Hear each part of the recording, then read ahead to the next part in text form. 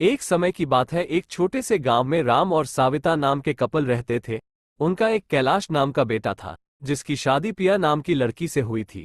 राम और सविता कड़ी मेहनत करते थे और अपने बुढ़ापे के लिए पैसे बचाते। पिया बहुत लालची लड़की थी और हमेशा अपने लिए और चीजें चाहती थी। जैसे जैसे साल बीतता गया, पिया का लालच और बढ़ता गया। वो अपने पास रखे चीजों से कभी संतुष्ट नहीं रहती थी। वह हमेशा अपने सास ससुर से महंगे तोहफे मांगा करती थी और उनके बचाए हुए पैसों में से भी कुछ हिस्सा अपने लिए मांगती थी।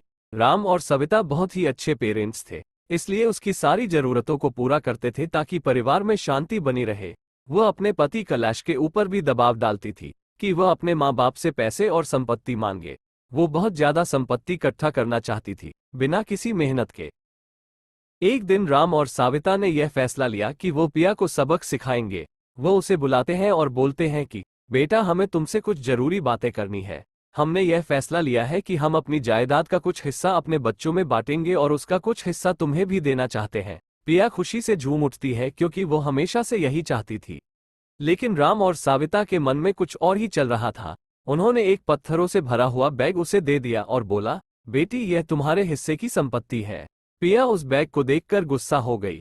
उसने उस पत्थर से भरे हुए बैग को जमीन पर फेंका और जोर से चिल्लाते हुए बोली कि मेरी मजाक उड़ाने की तुम्हारी हिम्मत कैसे हुई? मुझे पैसे चाहिए, ये पत्थर नहीं।